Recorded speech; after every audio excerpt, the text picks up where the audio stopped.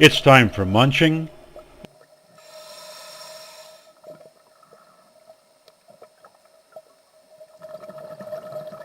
and mating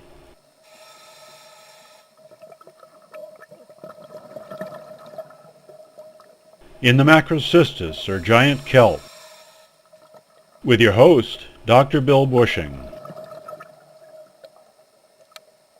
One of the best things about my job is that when I go to the office, I don't have to wear a tie with my suit. Wetsuit, that is. In today's episode, we will focus on a species of marine mammal probably seen by more landlubbers than any other, the California sea lion. Most know it as the trained seal in circuses, zoos, and aquaria, but that is not scientifically correct. Although the California sea lion is related to true seals, it is actually classified as an eared seal. Both groups belong in the scientific order Pinnipeds, which means wing or feather foot. There are 33 living species in this order. As the name Pinnipeds suggests, these marine mammals have flippers which propel and steer them through the water. In addition to the sea lions and true seals, this order includes the walruses. Even though the environmental reports by the oil giant BP and others suggested that they were found in the Gulf of Mexico, walruses are not found there or in California's waters, with one exception. 18 species of true seals are in the family Phocidae. Representatives in our region include the harbor seal and northern elephant seal. The true seals have short front flippers with a claw on each toe and hind flippers that are also clawed. The hind flippers are angled towards the rear and cannot rotate, so they must crawl on dry land. The California sea lion belongs in the family Otariidae, along with the other sea lions and fur seals. There are 14 species and 7 genera in this group. They are distinguished from true seals by the visible ear flaps made of cartilage that are present near their pinnae or ear openings. The front flippers are long and mostly hairless, with long claws. The first claw is longer than the others. A sea lion's neck is longer and the body sleeker than in the true seals. If one can tolerate their fishy breath, the whiskers, known as vibrissae, are smooth on sea lions, whereas those of the true seals are beaded or crimped. A very important distinction between the true and eared seals is the greater mobility of the latter. Sea lions have flippers that can be rotated forward, allowing them to walk more easily on land, rather than having to crawl or move like massive inchworms. You can see the differences in these skeletal drawings, modified from ones by Bozena Jantulik. Sea lions are more social than most true seals. The harbor seal tends to be somewhat solitary, although they may also be found hauled out in groups at low tide. However, the northern elephant seals, which often haul out in large groups during breeding season, are solitary the rest of the year. Sea lions interact and play with one another. They are also far more vocal than species like the harbor seal. As someone interested in the evolutionary history of marine critters, the pinnipeds offer a very interesting case. The true seals and the eared seals did not originate from common evolutionary ancestors. The true seals are believed to have evolved from a primitive animal similar to an otter, while the eared seals descended from bear-like carnivores and dogs. See the resemblance in their snouts? Thus, the pinnipeds are a case of convergent evolution, where two different lines, originating from completely different ancestral species, evolved very similar traits as adaptations to the habitats they share today. The earliest fossils of sea lions in California appeared during the Miocene, about 22.5 million years ago, shortly before my time. The California sea lion is known scientifically as Xylophus californianus. As in many mammals, there is distinct sexual dimorphism in this species, meaning that males and females exhibit differences in their appearance. Adult males reach 850, and some may exceed 1,000 pounds, or 365 to 455 kilograms, and 7 to 8 feet, or 2.1 to 2.4 meters, while the females are more dainty at 200 to 240 pounds, or 90 to 110 kilograms, and a mere 6 to 6.5 feet, or 1.8 to 2 meters. As they become sexually mature, males develop a bony structure on top of the head known as a sagittal crest. It may be 1.5 inches high. This is the reason for the genus name Xylophus, which means big head in Greek. Neither the females nor the larger Steller sea lion have this crest. In addition, males are usually a darker chocolate brown, while the females are a lighter beige or golden brown in color. The male fur begins to darken even before they reach sexual maturity. They also have a thicker mane around the neck, which may protect them in territorial fights. The chest and shoulders are also thicker in males, but their abdomens are smaller. Pinniped dentists also tell me that the male canine teeth are larger and thicker than the females. The ear flaps, made of cartilage, are obvious features and give the sea lions and fur seals the common name of eared seals. However, both eared and true seals do have ears. The surface of the front flippers is leathery and devoid of fur. There's a small but distinct tail present. As mentioned previously, the hind flippers can rotate under the animal, thus supporting much of the body weight, allowing them to move about more easily on land. I was surprised to find that the range of the California sea lion was not reported uniformly in the sources I checked. This may be a consequence of the fact that their population has been increasing over the past century, and extensions of their geographic range are highly probable. Most reported the range is from British Columbia, Canada, to the tip of Baja and into the Gulf of California down in Mexico. Range expansions are suggested by some scientists, placing the current northern limit in the panhandle of Alaska and the southern limit along the Pacific coast of central Mexico. However, the species Xylophus californianus once had 3 distinct populations, with each referred to a separate subspecies.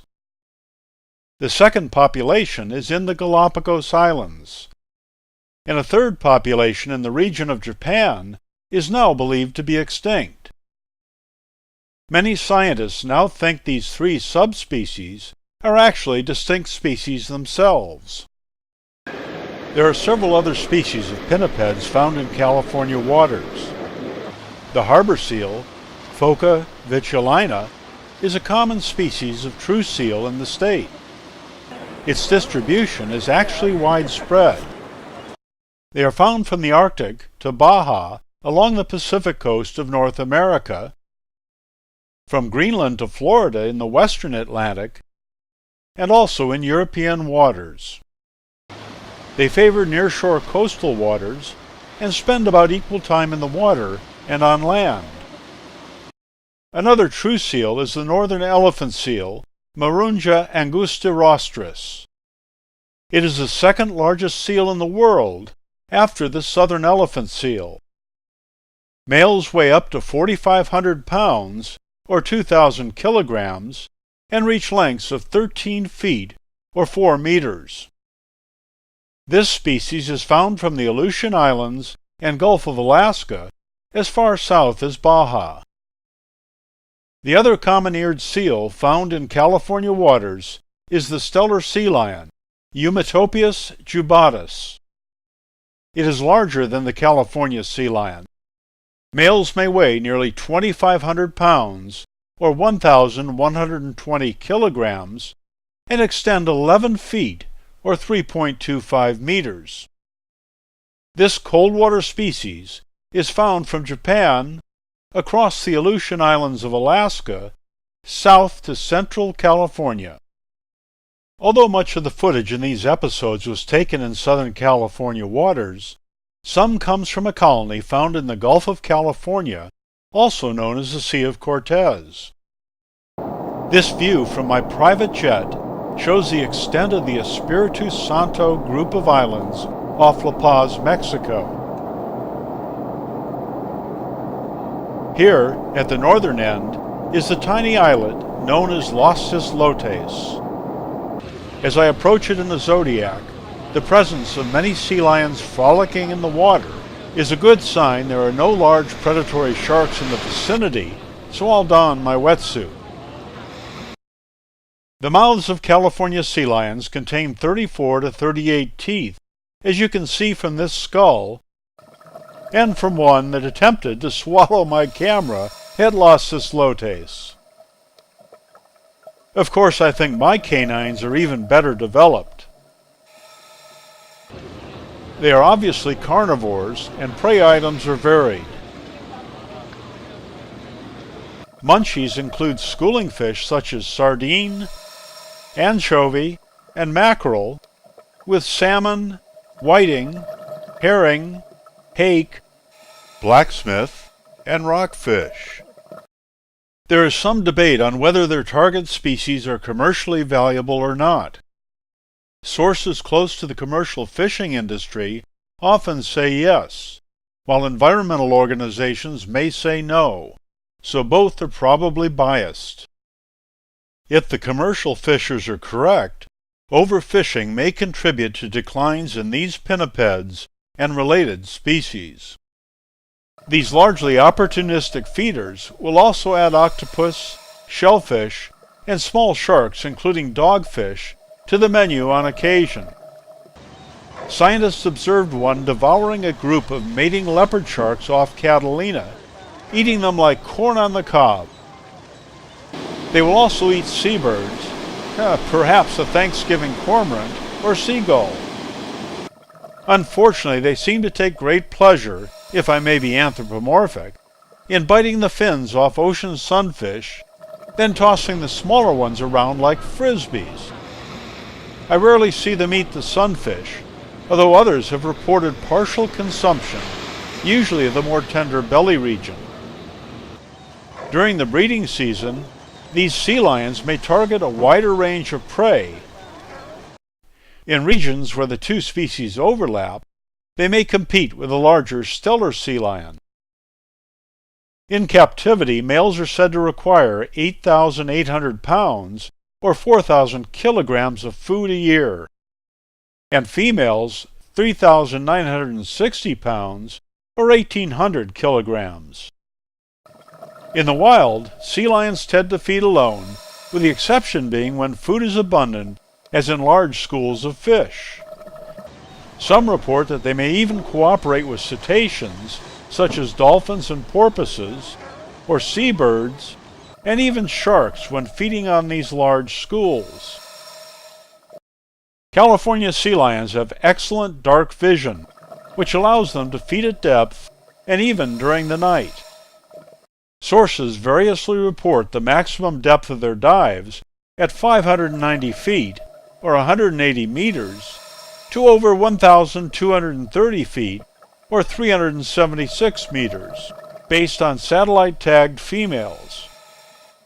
SeaWorld says that the usual dive is between 85 and about 250 feet, or 26 to about 75 meters. They may stay underwater for as long as 15 minutes, but the usual feeding dive is closer to about 3 minutes. In addition to sight, they use a form of echolocation to locate food and to navigate. The males fast while defending their territories during breeding season, relying on stored blubber for energy. Some of the adaptations for this deep diving include the following. Their heartbeat can be slowed down from 95 to about 20 beats per minute when on a dive. Sea lions also have a higher blood volume, which allows them to take in more oxygen, and they are able to shunt the blood to the heart and central nervous system and away from less important regions of the body. Their muscle tissue has a higher myoglobin content, which reduces the possibility of going into anaerobic or oxygen-low metabolism and thus building up lactic acid. The natural predators of sea lions include the great white shark and the orca or killer whale. But as you will see in the next episode, humans have had serious impacts on this species in the past. Sea lions are known for their intelligence, which is why they were captured by humans to be trained for use in zoos and aquaria during the last century. Currently, they are used by the military to detect underwater mines and protect ships from terrorists who may use scuba gear. One sign of intelligence is their playfulness. They play with one another while rafting or at their hauling grounds. Vocalizations are commonly used to communicate different things within a colony. This group of sea lions was playing and interrupting their play to feed off a school of fish near the surface above Catalina's Farnsworth Bank. California sea lions of all ages can be seen body surfing breaking waves or even boat wakes. They will also porpoise at the water's surface like dolphins and porpoises, and even swim with those cetaceans and their whale relatives. Juveniles and subadults enjoy performing acrobatics underwater. Swimming speeds average 15 to 20 and peak at 25 miles per hour for short bursts. They also enjoy interacting with other species in their ecological community. However, I don't think their playmates always classify the activity as fun. Here, at Los Islotes, this sea lion is playing with a live Panamic cushion star. Notice how gently this juvenile takes the starfish in its mouth and holds it without crushing it. However, at the surface, it must drop the sea star to take a breath and then rush down to recapture its play toy. Fortunately, the next choice from Toys R Us was already long dead, a sea urchin's test or exoskeleton. The sea lion grasps it gently and does not appear to break the somewhat fragile calcium carbonate test.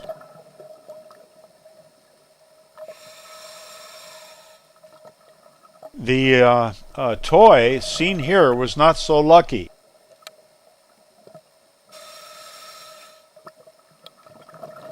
This sea lion is frolicking with a Panamic fanged blenny.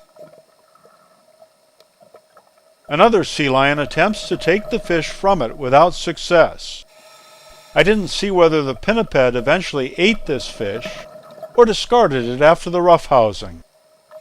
Eventually the playful pinnipeds turned to new playmates, snorkelers and divers from the Lindblad Expedition's eco-cruise ships I worked on. Here, fellow staff member Larissa attempts to outshine the sea lions, something I'm told can anger them if they are upstaged by a mere human.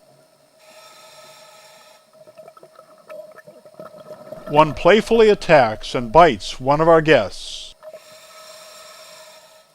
Another goes for Larissa's boyfriend and my dive buddy Chris, and later me.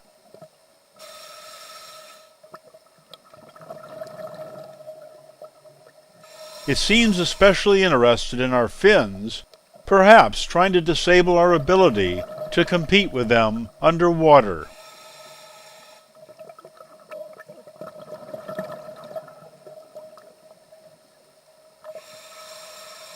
Sea lions will often blow a stream of air bubbles when they rush towards a diver underwater. This is believed to be a threat display.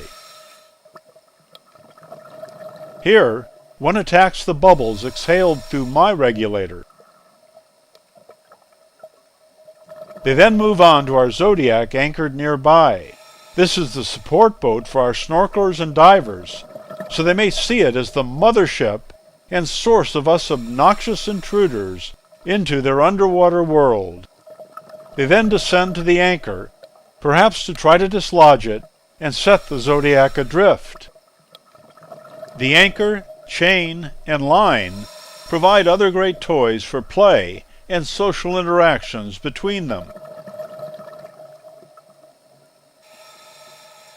Normal body temperature for the California sea lion is 99.5 degrees Fahrenheit or 37.5 degrees Celsius, less than a degree higher than in humans. Because they can't sweat like animals or pant like dogs, they have to use the external environment to thermoregulate or adjust their body temperature. They do so by extending the flat surface of their flippers into the air to absorb heat from the sun or cool off using evaporation. In the next episode, we will look at the reproductive behavior, population trends, and potential threats to the California sea lion. Stay tuned.